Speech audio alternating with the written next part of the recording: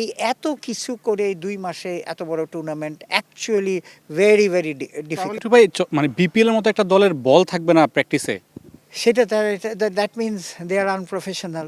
Definitely এটা in difficult position. ২-৩ ঘন্টা আগে যদি একটা টিম বলে যে আমরা ফাইন্যান্সিয়ালি সাপোর্ট দিতে পারছি না, হ্যাঁ, তো সুতরাং এটা হইলে মানে আপনি চিন্তা করেন প্রচণ্ড প্রেশার। তারপরেও আমরা ম্যানেজ করে টিমটাকে আমরা টেক ওভার করে হাবিবুল বাশারকে আপনার টেকনিক্যাল কমিটি থেকে রিজাইন করিয়ে আজকে এই লাস্ট ২ ঘন্টার মধ্যে আমরা করলাম কি ওকে টিম ডিরেক্টর বানিয়ে দিয়ে কোচ বাবুলকে ঢাকার থেকে ফ্লাই করা হচ্ছে, আর নাফিস ইকবালকে ম্যানেজার করে আমরা আজকে সেট করলাম যে cricket board is taking over. দেখেন আমরা তো অ্যাকচুয়ালি এই টিম যখন নেওয়ার সময় আমরা কিন্তু ফাইন্যান্সিয়াল অডিটর দিয়ে ওদের অডিট রিপোর্ট ব্যাংক ট্যাঙ্ক চেক করে তারপরে আবার আপনার আমাদের সিআইডি দিয়েও অন্যান্য চেক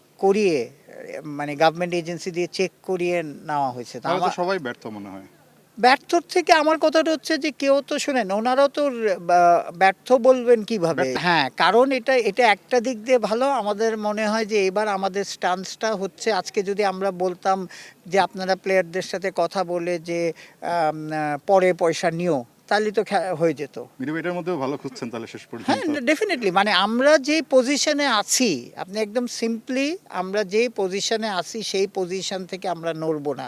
এক হচ্ছে ইন্টিগ্রিটি ইস্যু, হ্যাঁ, সেকেন্ড হচ্ছে আপনার প্লেয়ারদের পেমেন্ট। তারা আসলে তাদের চিঠিতে কি বলেছে, কি কারণে তারা দলটা ছেড়ে দিয়েছে? তারা বলেছে যে প্রথম কথা যে তাদের ফাইন্যান্সিয়ালি তারা খুব বেকায়দায় আছে, কারণ তারা কোনো স্পন্সর পায়নি বিকজ অফ নানান রিউমার, যে গত ১ মাস ধরে নানান রিউমার যে তাদের টিমের তো জানেন যে ইন্টিগ্রিটির ব্যাপারে তাদের অনেক কথা হয়েছে প্রেসে সোশ্যাল মিডিয়াতে, সেই জন্যে কোনো স্পন্সর জড়ো হতে পারেনি বলে তারা এটার বার্ডেন নিতে পারতেছে। আপনারা তো এখন দলটা নিয়েছেন, যে প্লেয়াররা চুক্তিবদ্ধ হয়েছে, যদি আমরা নাইন শেখের কথাই বলি ১,১০,০০,০০০ টাকা চুক্তিবদ্ধ হয়েছে, তারা কি ফুল পেমেন্টটা পাবে নাকি বেস পেমেন্টে তাদেরকে দিবেন? আমি একটা বলি ওইটাই প্লেয়ারদের সাথে কথা হয়েছে, ভেরি সিম্পল। অকশনে যা হয়েছে সেটা আমরা ফুললি কভার করব, এবং যে এই ব্যাপারে যে যেহেতু আমরা টেক ওভার করেছি, যে if they can show a contract, আপনার সাথে যদি একটা কন্ট্রাক্ট থেকে জারি, কোচ হোক কি হোক, যে কন্ট্রাক্টটা আমাদের দেখাতে পারলে আমরা ওই কন্ট্রাক্টটাকে মেনটেন করব। আমাদের কাছে ওনাদের টাকা রয়ে গেছে, হ্যাঁ, plus financially we had covered, financial instrument দিয়ে উই হ্যাড কাভার্ড 10 crore টাকা। সেটাকে কি আপনারা রেখে দিবেন না ফেরত দিয়ে দিবেন? সেটা আমরা তো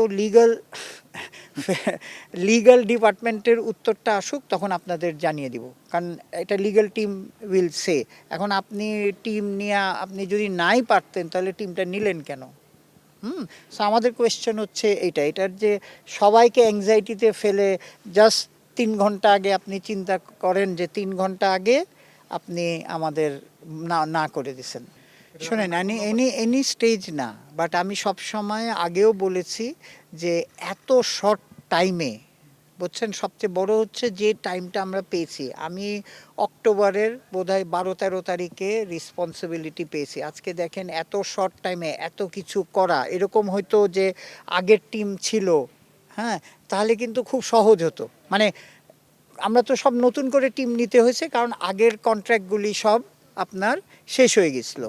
এই এত কিছু করে এই ২ মাসে এত বড় টুর্নামেন্ট অ্যাকচুয়ালি ভেরি ডিফিকাল্ট। এটা তো আমার ডিসিশন না, কথাটা বুঝছেন, এটা কালেকটিভলি উপর থেকে ডিসিশন নেওয়া হয়েছে, নিয়ে বলেছে যেটা করতে হবে। আমাকে আপনি বলতে পারেন যে আপনি এত বড় রেসপন্সিবিলিটি নিলে না, এটাই শুনলাম যে তাদের বলে ঢাকার থেকে ফ্লাইট আসতেছে না বলে তারা না, কিন্তু তারপরেও তারা পেমেন্টটা দিয়ে দিয়েছে। একটা গুড নিউজ হচ্ছে যে দেখেন রংপুর রাইডার্স 50% পেমেন্ট দিয়ে দিয়েছে, রাজশাহী 25% দিয়েছে, তারপরে ঢাকা 25% দিয়েছে, একটু আগে বলে আপনার নোয়াখালীও 25% দিয়ে দিয়েছে, অ্যান্ড বিকালে বলে সিলেট দিয়ে দিবে। হ্যাঁ তাই বলে মিঠু ভাই মানে বিপিএল এর মতো একটা দলের বল থাকবে না প্র্যাকটিসে? সেটা that means they are unprofessional. এটা তো আমি গভর্নিং কাউন্সিল যদি বলতো যে বাড়িতে 10টা বল দেন, আমরাই তো দিয়ে দিতাম। তো আনপ্রফেশনাল ডেফিনেটলি। অন্য ইভেন যে কোচকেও বলতো যে অন্য টিমের থেকে যদি না এসে থাকে, হ্যাঁ, so it's a simple solution. না আসলে অন্য টিমের থেকে নিয়ে আজকে চালায়, কালকে তার রিটার্ন। এটা তো আমরা বহুবার করা হয়েছে। ডেফিনেটলি এটা in difficult position, we are in difficult position. তো আমাদের এখন সবাই মিলে আমাদের টুর্নামেন্টটা চালু রাখতে চালু হবে। রাখতে হবে। হ্যাঁ, দুর্ব্যবহার করেছে, অভিযোগ। হ্যাঁ, সেটা আমিও শুনেছি।